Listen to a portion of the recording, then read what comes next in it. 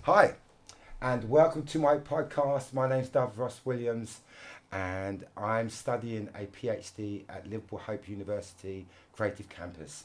My PhD is in neurodiversity and learning through the creative and performing arts. I mean, it's very close to me because I'm also ADHD.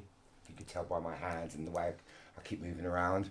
But yeah, it's very close to my heart, this PhD. So today I've got two wonderful people that are specialists in this kind of field as well. And I have a good understanding. I hope today's podcast we can explore a lot around how ADHD affects young people or people in general, but also look at how creative performing arts kind of can combat some of those elements that we find maybe difficult in terms of learning and circumnavigating life. So we've got Mr. Tony Lloyd from the ADHD Foundation. Mr. Tony, do you want to say hello? Hello, everybody. And Miss Nanette Mellor. Ms. Ms. Ms. Nanette Mellor. Doctor. Doctor. Archbishop Annette And Mallow. I'm liking that it's nice and informal and we're relaxed because I like conversations where it's just kind of natural. So I'm going to kick off by just saying a bit, maybe talking about myself first, and then if we can all just say what our expert feels in. So I grew up in London. I'm from Caribbean descent. I grew up in North London, Tufnell Park, and I struggled at school when I was younger. And I think it's a good part to start how why I'm where I am right now is through my experience at school where I didn't fit in. I found it hard to concentrate at school, and I think a lot of the teachers that I interacted with thought I was disruptive, a troublemaker. I was different, and I didn't know why. I couldn't put my finger on the pulse, but I would I would stand against the teachers. I would swear at them, and if I didn't enjoy a class, I'd walk out, or I would smash things, or I'd break things, or I'd make it impossible for the teacher to teach a class.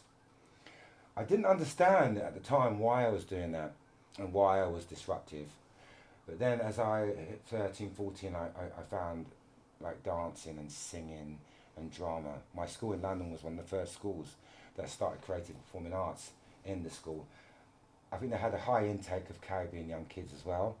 And so that was, I think they realised we liked dancing and singing and drama. So I think for that school, I think they wanted to put something on the curriculum that would engage with us as well at that time. I think that was at the Windrush. So in the 60s, there was a huge influx of Caribbean kids. So I found that I took to dancing and singing and drama like that. And so at 13, 14, that definitely gave me a focus where I was failing at school. And I still, at that time, I didn't realise about the ADHD or all of these other things of why I wasn't learning through certain formats and why I couldn't sit still in a classroom. So yeah, I excelled in dancing, and then my teacher set up a place called the Weekend Arts College where they wanted to focus more on kids that wanted to learn or progress in their vocation through performing arts, but schools weren't delivering that. So on Saturday and Sundays, we'd go every Saturday and Sundays to take part in dance classes, singing classes, drama classes to bring us up to a standard where we could then interview or audition for the top schools and conservatoires in London or across England. So luckily, through going to Weekend Arts College, I got into Laban, to Central School of Speech and Drama. So I mean, that element of just doing performing arts really helped me with my path of becoming a performer. So jump forward like 20 odd years. I started a Weekend Arts College in Liverpool, which ran for about 18 years. And again, I found that I was working with young kids that were from deprived backgrounds, struggling at schools. I could mention some schools like Everton Free School, Harmonised Free Schools. So all these schools had lots of kids that were failed at mainstream school, but were going to a school like an academy, and learning through, as I said, dance, drama, singing, art, a lot of creative ways of learning. Um, Again, I still haven't put two together about is there a connection between young kids who maybe have neurodiverse ways of learning and performing arts, and should there be maybe more, you know, investigation or into that kind of field of teaching. So I bumped into Mr. Stephen Davis Moon, who's going to join us hopefully in half an hour, who's the Dean of Liverpool Hope University, and he came to see me at my last place of work, and was astounded by the work I was doing with especially young kids that were ADHD or neurodiverse with the performing arts. And he said, have you never considered doing a PhD around that whole field of work, because it seems that you have a vast knowledge of the work that you delivered over the years and how it impacts and how it works with those young kids.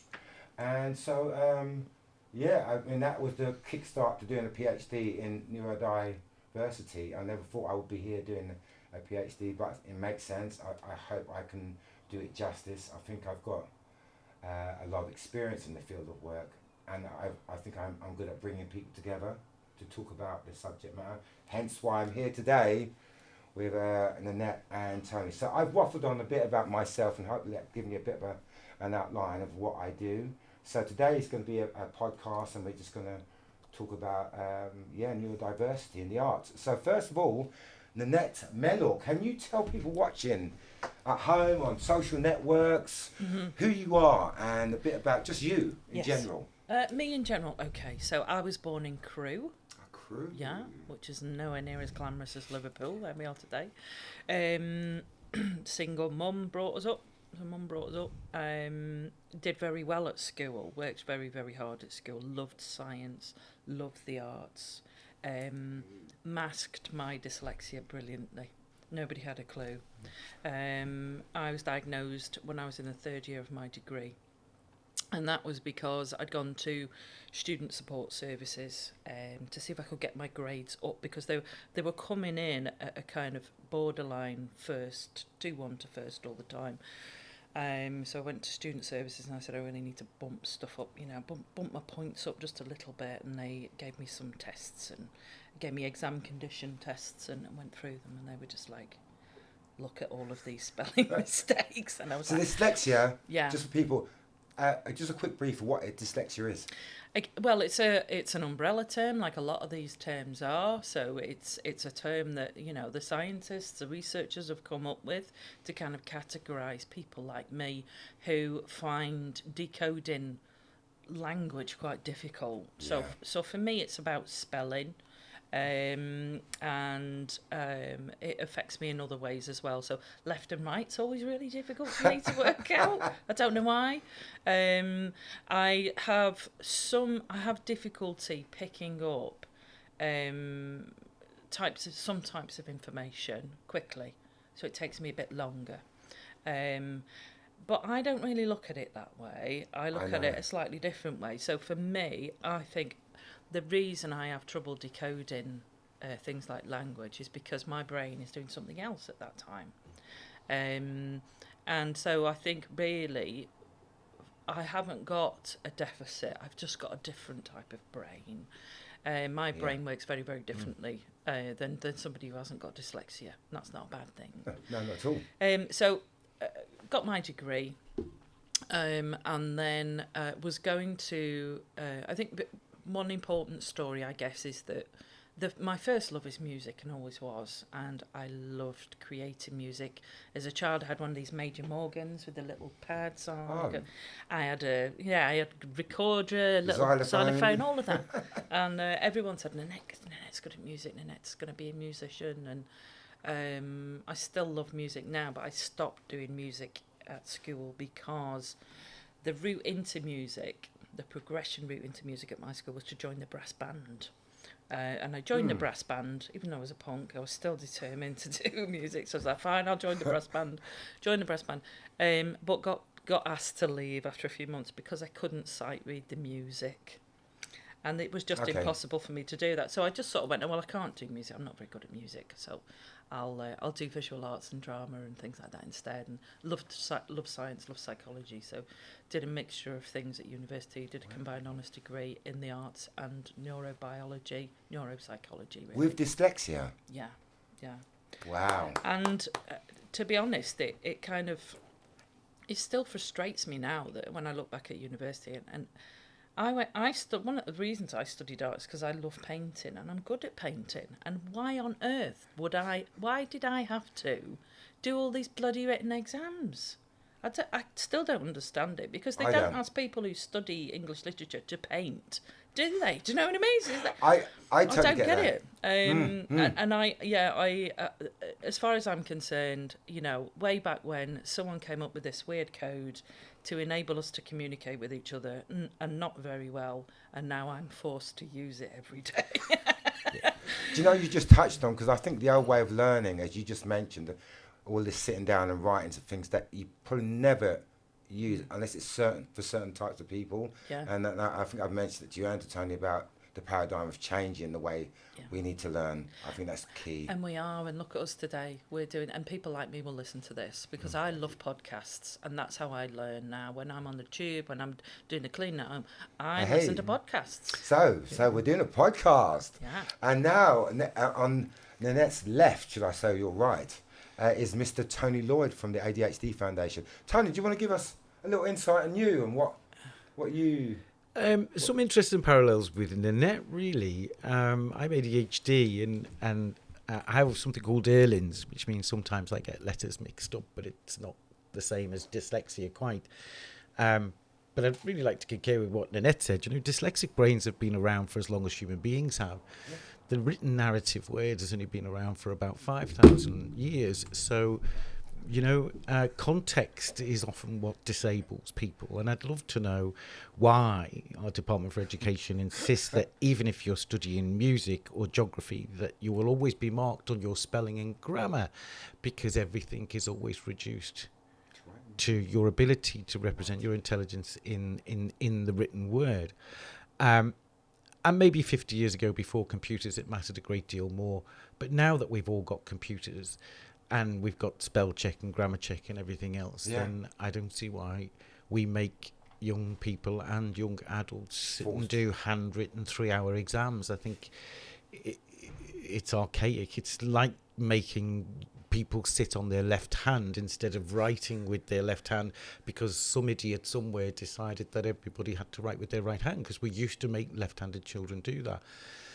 For me, I was a bright kid, I was an academically gifted kid, I was a nice kid, I was a popular kid, but I came from a family with a dad who worked away and a mum who had some problems, so it had its bit of trauma. But, of course, nobody would have ever thought that I had ADHD, because I was a bright kid, and bright kids don't have ADHD, apparently. And because I was a nice kid, well, couldn't be ADHD because nice kids don't get it. And you know the rest of the story. So it took me, I think, until I was 29 for the penny to drop with me, because I was reading a lot of the research that was coming out of Stanford. And, of course, I'd been to university, I'd done philosophy, I found myself working at Otis Elevators because it was the 80s and there wasn't really an awful lot going on. And I thought, I'm going to go into mental health. My first love was always psychology. So I went back to university and did a couple of master's degrees and then a doctorate. I knew that I learned differently. And I knew by that stage I probably had ADHD. But again, when I found out about my ADHD in the early 90s, you couldn't get a diagnosis as an adult, because apparently in our medical profession it was something that you grew out of on your 16th birthday. You were saying that earlier, 16. And again, you know, I looked at the NHS website page and it said people with ADHD, they fidget, they're hyperactive, they're inattentive, and they are more likely to take drugs and become alcoholics and commit crime. And you just think, oh, God, horrific. You know, that's not really my understanding of myself. but I read a lot of the really good stuff, and the net probably would have been all the stuff that was coming out of Harvard and Stanford in the 90s around positive psychology, positive psychiatry, and it just completely reframed everything for me. And I thought, right, okay. Studying has always been hard for me. I would get great grades in lesson and essays, but exams were a nightmare for me. But I learned how to play to my cognitive strengths, and I learned how to learn in a way that worked for me. And eventually, when you could get a formal diagnosis as an adult in the UK, I got that, and I started taking meds, and it made life a lot easier for me. It's just during the day at work, really. We talked about focus. Particularly, and Nanette will know this as a CEO, you have to deal with a lot of open loops, and you have to spin a lot of plates. And I used to think, God, this is why have I done this with ADHD? But then the research that's come out has told us that over 30% of employers, entrepreneurs, senior executives that have either ADHD or dyslexia or both. University graduates, twice as likely to start their own business. I think, is it 70% of all marketeers have ADHD? It's the latest piece of research that's come out. Yeah. And 40% of all millionaires identify as dyslexic. So I heard that. Somebody needs to tell somebody in our Department for Education and in Ofsted that this idea that neurodiverse or neurodivergent, depending on which word you prefer, students are somehow less able or less intelligent or have a lower IQ, need to do something about it. And maybe they might say, well, we don't say that, but the reality is that the vast majority of young people with any kind of different mind, dyslexia, dyspraxia, dyscalculia, ADHD, autism, is that they significantly underachieve in education, and that has significant implications for their life chance trajectories, their employability, their economic independence, their ability to be active citizens, and also gives them multiple and cumulative disadvantage as a result of unemployment or poverty, low socioeconomic sort of circumstances. So all the research that's coming out now is great because it's one in the eye for the diehards. but they've been failed a lot. I was nearly failed, and I think this is why I think this podcast would be really great to explore that. Tony, can you tell us a bit about the ADHD Foundation and its role as an organisation? Like the Brain Charity, we don't just work with ADHD, we work with the whole range. We always have, because they all overlap and they all co-occur. So, for example, there's research that says 60% of people with autism also have ADHD. Yeah. But you never read about that on any of the autism charity websites.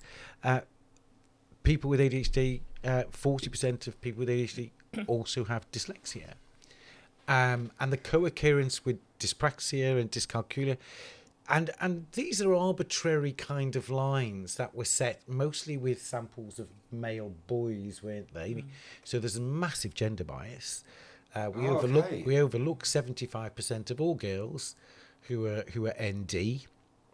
I use the word ND, not neurodivergent or neurodiverse, because I don't like to identify somebody who's deviant from the norm or divergent from the norm. I think neurodiversity is the norm. There isn't a single person on this planet that looks the same or sounds the same out of 7.5 billion people, and actually out of 7.5 billion people, everybody's brain is as unique as their fingerprint. So no such thing as a norm, but I think historically within a medical paradigm, anybody who was on the edges of a standard distribution curve was classed as either abnormal or disordered. I hate that word. And of course it's kind of it's still there, and I think it strips people of dignity and demeans them and defines them by deficit rather than by talent Your and good potential. Friend mentioned that, Roy Bremner, the two words in ADHD, deficit, which he frowned upon, and disorder. And that really resonated with me when he highlighted those two words and how it's used in ADHD, because we haven't got a deficit. Deficit is completely misrepresented. It's actually a surplus. It's an inability to filter out. It isn't like watching 6 televisions at once. Wanting to watch one programme, but you can't focus on that because the other 5 are playing 5 other different channels, and that's really, it's about that ability to filter out other environmental stimulus. But to use the word deficit, it really is putting a negative onto it, and then a disorder. And I'm thinking, of course, that's why kids, when you mention the kid, oh, he's got ADHD. Oh, yeah, then he's got an issue. Well, it shouldn't be. And I think I think it's when I met you that I heard first the word neurodivergent or and I thought that's a much more resonant way of speaking about the way I live my life is just neurodivergent. I mean, I prefer neurodiverse rather than neurodivergent. I know neurodivergence what it currently says in the dictionary, but then look at some of the words we've used to describe people who are different in the dictionary, whether they be people of colour, even people who have physical challenge. We used to call them invalids, didn't we? Invalid. And okay. And I always use the point that because the root of the word neurodivergent it means to deviate from the norm. Well, for me, diversity of mind is the norm. That is the universal design. Why have 7.5 billion people all got different brains? And the reason for that is that there must be an evolutionary purpose. And there must be an evolutionary purpose why 1 in 10 people have dyslexia, 1 in 20 ADHD, 1 in 20 dyscalculia, 1 in 10, dyspraxia, 1 in 60 autistic. That is the norm. That diversity of mind is the norm. And the sum is greater than the parts. Anyone watching back, on YouTube or listening to this podcast, you come up with all these names, and I struggle sometimes like what's the word you just mentioned? Dyscalculia. Yeah, so I think it'd be really great just to look at that and break down as your expertise what those mean. So someone who has Dyscalculia. What does that mean for anyone? Again, an umbrella term. And it is, again, if you try to, like Tony said, put it into context, what this is about is that it is a group of people that struggle with the kind of structures, systems, patterns that exist within our society at the moment. So when you talk about dyslexia, you're talking about letters and numbers. I can't say Which that. I was saying to you as well, I remember. Numbers. Yeah. But again, it's just a way of us trying to describe how kind of describe the different problems that people have. But what we don't do is we don't describe the positive aspects. So for me, dyslexia, dys means without in Latin, and so the emphasis is on what I can't do, not what I can do. And so I think that all of these terms need to be renamed with a much more open mind. I find it quite difficult to sit here and talk to you about these conditions without talking about what the problems are that those individuals have. But actually, there needs to be a lot more research on the upside of what's happening, because, to my mind, most a brain will have a particular interest. It will be focused on particular things. Of course. And I think that's all we're describing, really, when we talk about these different, subsets of brains. So they're the ones over here that like doing stuff like that, and then the ones over there that like doing stuff like that. Like this. And that's all it is, really. Yeah. In a nutshell, as you're saying. And we're not, I've got a really good example. When I was I went on some Excel training recently. Now, this isn't something I would ordinarily sign up for, because I have no interest in Excel. But I thought, well, in order to make best use of this piece of kit for the Brain Charities team, I need to understand what it's capable of. So I went on this 3-day training, Excel, 3 days of Excel, right? So as you can imagine, my mind started to wander in a few of these sessions. And there was one particular point where the tutor was talking about Excel, an Excel functionality within Excel, which enabled you to set targets for things. And he said, "Can you put your hand up if you've used this bit, this button in Excel?" And the 3 people in the room that put their hand up were all people from the private sector. And I noticed that earlier on in the training, they had all put their hand up when it came to a conversation about competition and kind of being able to use Excel to work out your competition, who's in competition with you. And so that got me thinking then about competitiveness, the private sector and targets, and whether people in the private sector are naturally more competitive, whether they were much more inclined to set targets for themselves. But of course, while I was having that thought, I completely missed what the guy was talking about, and that button. I totally missed, and I still don't know, and I'll never know what that button can do on Excel because my brain doesn't think that way. I've got dyslexia, and I'm a big picture thinker. Did you learn anything then from the 3 days? Yeah, I You learned about what it's capable of, but I didn't learn how to use it. I can't. My brain's just not bloody interested. Maybe you learn, as I said, someone needs to sit down and actually show me one-on-one. I don't learn really well in a group. Other people can do that. Other people can do it. And they can do it far much better. They'll be brilliant at it. Yeah. I can't do it. My brain doesn't want to do it. My brain wants Thank to do you. other Being stuff. forced to do things. I'm glad you just mentioned that. If your brain doesn't want to do it, why are you forcing kids in a school environment I think to force them to learn in a specific way? I just don't get it, and I never have done. I think it boils. I mean, there's a few points here, isn't there? The first one is we know that with dyslexia, dyspraxia, dyscalculia, ADHD, autism, it's the way the brain processes information that's different, and there are some parts of my brain that make me exceptionally good at some things, and then there are other parts of my brain that make me exceptionally poor at some things. But the reality is that's the universal design, that we have this diversity of human neurocognitive capability, and you could sum that up in it is about differences in neurocognitive capability. I think the problem arises because when this great idea came about that we were going to educate everybody and we were going to let children go to school and learn, somebody decided that everybody had the same brain and everybody had to learn the same way, and you all had to write with your right hand, and you all had to have a fantastic memory, and you all had to sit there while we gave you all of this knowledge, and then we tested your memory on it at the end of the academic year. That's the Industrial Revolution. Here's the question. What do we mean by intelligence? Is it the same as intellect? Is it the same as knowledge? Can we measure that in a handwritten exam? And it brings into question, what is the point of education? Because I think, and it's a broader conversation. I think for the 21st century, the world is changing. We are the most successful species on this planet because we are so adaptive. Yeah, we have adapted to our environment, and we've been able to adapt ourselves from an evolutionary perspective in order to be able to fit into our environment as well. But the world is changing so quickly now. Culture, the workplace, the kind of jobs that exist now are radically different from what they were 40 years ago. The kind of skills and competencies that employers want are quite different, I think, from a lot of what we're teaching in school. I left school, I think, having significantly underachieved. My mental health was not great. I spent most of my last year at school off in hospital. And I remember asking myself, what would school have done for me? Or what could have school done for me?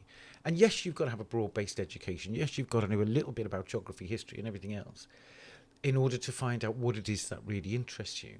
But I thought the things I really needed to learn, like how to have self-confidence, how to have self-esteem, how to play to my strengths, how to apply knowledge, how to use my intellect, and how my life experience and my hindsight and my foresight and all of those things that really are what constitute intelligence, which is not really what we measured in a 3-hour handwritten exam in school. How to be a parent, how to be a decent, kind human being, how to, deal with pressures and stress and things, all of the things that I really needed, I wasn't taught at school. And most of what I learned and whatever success I had afterwards came about in other ways. So I think the question about, what is the purpose of education? I think, does it prepare young people to transition to adulthood? And Annette, do you think it prepares young people for the world of work? Does it prepare young people for parenting and citizenship. No, it doesn't. I mean, it's a lot better, I think, when I was Yeah. at school, because I am so much younger than you, Tony. So when I was at school, Oh, things were better. thanks. I love it. I think that there was a bit more emphasis on citizenship, and I know there is even more emphasis on that now. But I completely agree with you. Nobody. Well, there's so many different factors. There's socio-economic factors as well, of course, Yeah. behind schooling, which are really, really important. But I wish somebody would have identified me as being dyslexic, and I wish they'd have said to me, this means that you think in this way, and that means Absolutely. that you can do these things. Yeah. And it's really simple, isn't it? Yeah. And But- it's the same with all of the other different neuro, with neurodiversity. I think you have to accept different children learn in different ways. Different ways. You need to absolutely. teach them in different ways, and they may well end up going into different types of roles because of that. And I think it's difficult for us to think about that in current times because we are so focused on inclusion. And of course, as soon as you start saying there are groups of children here who learn differently, Yeah. really, It's we all need the resources as well to Yeah, try and yeah. provide that. But Yeah. Tony, and I'm glad you mentioned that. Tony, you mentioned about, and this resonated with me about the dopamine levels when we're learning and when you're excited and they're fired off. Yeah. And I thought to myself when you said that about certain classes, certain teachers, when my dopamine levels were firing off and I started to enjoy a class. You mentioned why do you think that's so important when a child is Okay. learning?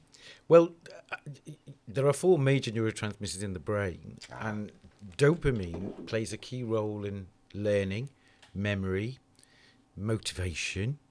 I mean, that's a grossly oversimplistic Yeah. description of what dopamine does. But when the body needs to produce, but this is why kids with ADHD fidget, and some adults. The body's natural way of producing more dopamine is to move. That's why they fidget. So I spent my whole of my primary school getting hit with a table tennis bat by the teacher for fidgeting. And he didn't understand that my natural instinct was to try and concentrate. I needed to move. Now, all children learn and focus better when there is structured, managed movement within any lesson design and delivery. Okay. But we produce dopamine. It's a feel-good hormone. It's a reward hormone. So when you do exercise, Yep. you produce a lot of dopamine, which is why a lot of professional athletes don't realise they've got ADHD until their professional careers are over. And dancers. And dancers. dancers. You produce dopamine when you eat food, which is why we know that obesity is a problem in people who don't know they've got ADHD, particularly girls, because the manifestation of ADHD is slightly different than females. And you get a rush of dopamine when you learn something new that is interesting and relevant to you. So when I go to a new city, I automatically feel good because I'm in this new place and I'm seeing all these novel things. There is this strong link between creativity. I think the hard quantitative evidence isn't there yet, but the theory is that people will get a dopamine rush when they create something. That it is almost a compulsion of any artist or creative person to want to create, because in the process of doing, their brain rewards them with this rush of dopamine. And, a good example, in the history curriculum would be Leonardo da Vinci, who had ADHD and dyslexia, but was a scientist, an inventor, an artist. I mean, he was a creative, a polymath in so many different ways. So there is this idea that for a lot of people who work in the arts and creative industries, and there are creative jobs in every industry, depending on what role you're in a big company. There is this kind of dopamine rush. The problem with that is, though, that sometimes that dopamine rush can be an addiction. So food can be an addiction, exercise can be an addiction, and for me, music particularly was an addiction, because I think throughout my childhood, things at home weren't great. I self-medicated with music.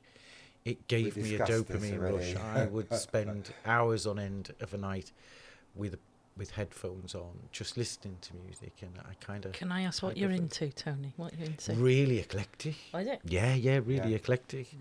I have as well a variety of different music. Yeah, really eclectic. everything from classical to house music. So we're going to go to some questions. I just want to touch on, and thanks for joining us, Mr. Stephen Davis Moon.